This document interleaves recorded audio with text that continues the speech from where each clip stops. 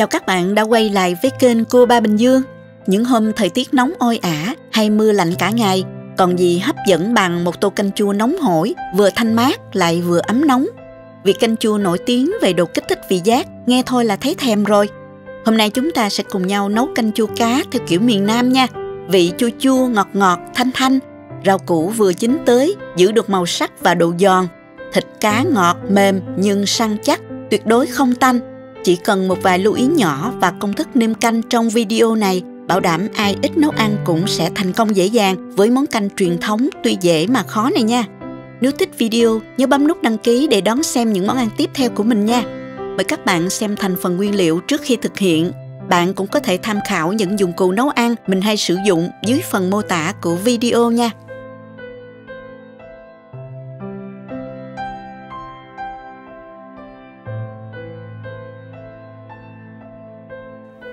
Giờ mình sẽ sơ chế các nguyên liệu ha các bạn. Thơm thì mình dùng 1/4 trái, bỏ bớt cùi cứng đi, rồi mình cắt thơm ra thành từng miếng tam giác có độ dày khoảng 1 cm nha các bạn. Cà chua thì mình cắt múi cao, bỏ bớt hạt nếu thích ha.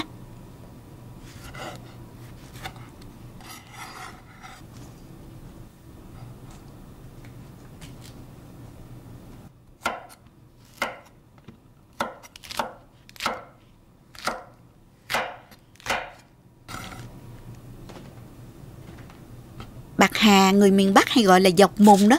Mình đã tước vỏ và rửa sạch rồi. Bây giờ mình sẽ cắt xéo như thế này nè các bạn. Đập dập tép xả này ra và cắt làm đôi nha các bạn.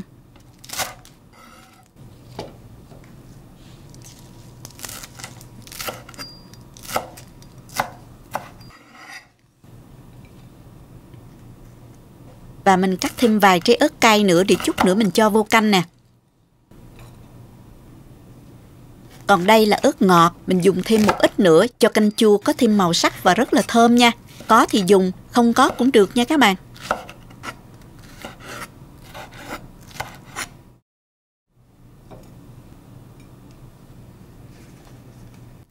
Tỏi ở đây thì mình dùng khoảng 30g, cắt sơ rồi mình cho vô cối xay cho nhanh ha. Các bạn có thể băm cũng được. Bây giờ mình sẽ phi vàng cái phần tỏi này, cho vào chảo 3 muỗng canh dầu. Kế đến thì mình cho tỏi xay vào, mình phi trên lửa nhỏ ha các bạn, vì tỏi rất là dễ cháy đó. Mình đảo đều.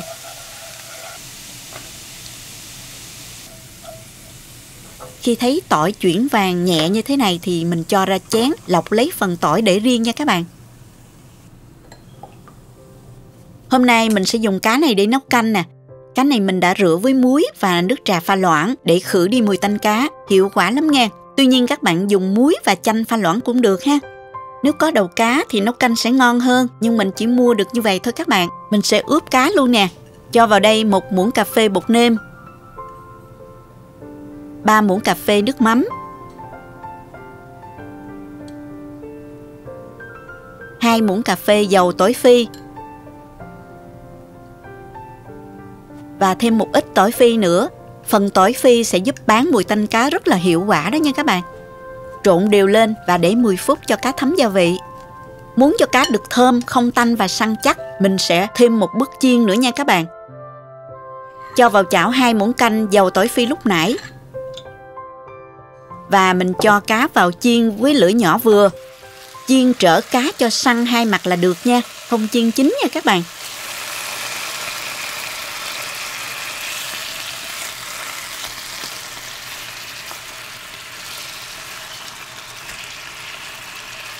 Như vậy là được rồi nè, mình tắt bếp luôn nha.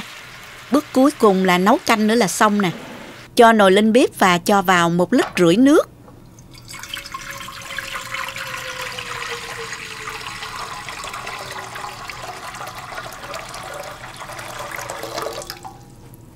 Cho sả đập dập vào nè. Khóm thì các bạn cho hết vô luôn. Mình nấu cho nước sôi trong 3 phút để mình lấy hương từ sả và từ khóm ha. Mình sẽ dùng me vắt để tạo vị chua cho canh. Cho me vào chén, cho nước sôi vào dầm me ra. Ngoài me ra thì các bạn có thể sử dụng tắc, giấm hoặc là cơm mẻ tùy sở thích nha. Sau đó lượt lấy phần nước me và cho vào nồi canh. Mình cho 3 muỗng canh nước me nha các bạn. Các bạn có thể thêm vị chua tùy theo khẩu vị ha. Tiếp theo mình nêm gia vị cho canh gồm có nửa muỗng cà phê muối, 1 muỗng canh bột nêm, 1 muỗng canh nước mắm, 1 muỗng canh rưỡi đường, khuấy đều. Các bạn có thể nếm thử để điều chỉnh theo khẩu vị gia đình ha.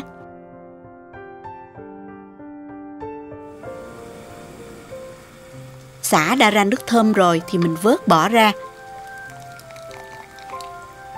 Và mình cho cá đã chiên lúc nãy vào luôn nè. Cá sôi trong 3 phút là cá đã vừa chín tới. Mình tiếp tục cho cà chua, rồi đến đậu bắp.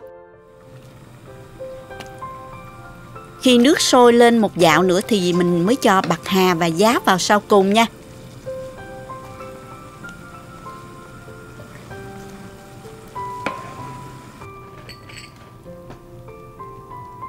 Và mình nêm thêm nửa muỗng canh nước mắm cho dậy mùi thơm.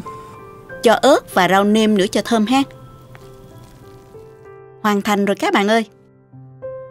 Mình múc canh nóng ra tô nè.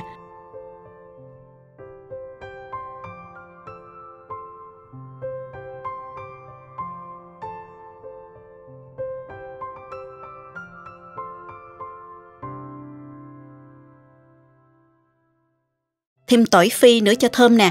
Vài lát ớt nữa cho đúng điệu nha. Nước canh có vị ngọt từ cá.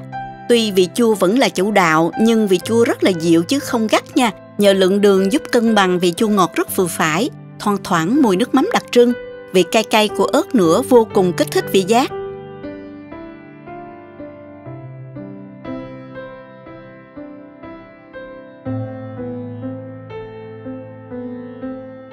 Cá thơm mùi tỏi phi, không tanh chút nào luôn. Thịt cá dẻ vẫn còn nguyên khứa, nguyên da, không bị vỡ nát nè. Khi ăn thì chấm thêm nước mắm mặn cho đậm đà. Thêm chút ớt cay cay nữa mới ngon nha. Cá ngọt thịt lắm các bạn.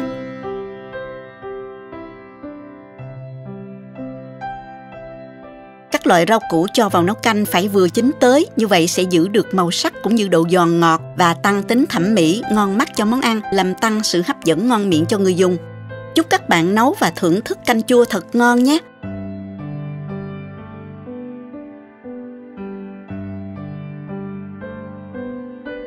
Nếu thích cách mình làm, nhớ chia sẻ cho bạn bè cùng xem. Đăng ký kênh và bấm vào biểu tượng cái chuông để xem nhiều món ăn mới của mình nha. Các bạn cũng có thể truy cập website cobabinhdương.com dưới dạng bài viết. Cảm ơn các bạn đã xem hết video. Chào tạm biệt và hẹn gặp lại các bạn ở video kỳ tới nha!